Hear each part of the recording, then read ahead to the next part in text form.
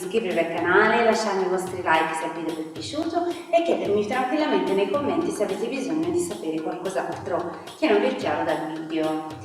Adesso vediamo un movimento rotatorio della spalla che sarebbe mano sull'addome, all'altezza dell'addome, porto il velo su verso l'alto, c'è un cerchio davanti, un mezzo 8 e riparto.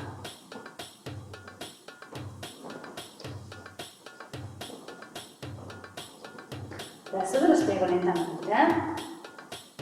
Questo movimento mezzo 8, vado su, torno giù. Vi ricordate gli 8 che avevamo visto all'inizio? Questo, tirando bene sulla spalla.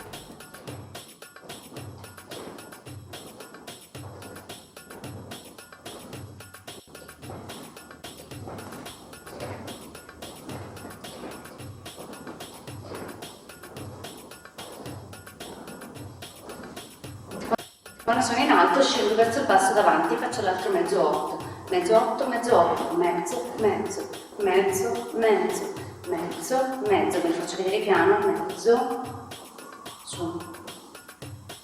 Quando sono in alto vado davanti, scendo e vado davanti,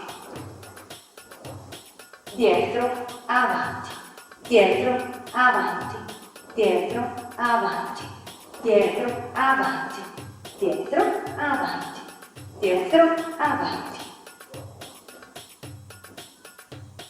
Spero di averlo spiegato bene, che magari non è semplice da capire.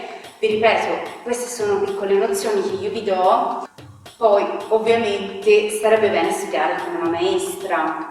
Se avete bisogno anche di lezioni in particolare, lezioni private, mi scrivete e ci troviamo via webcam. Benissimo, grazie a tutti, al prossimo video tutorial. Ciao ciao!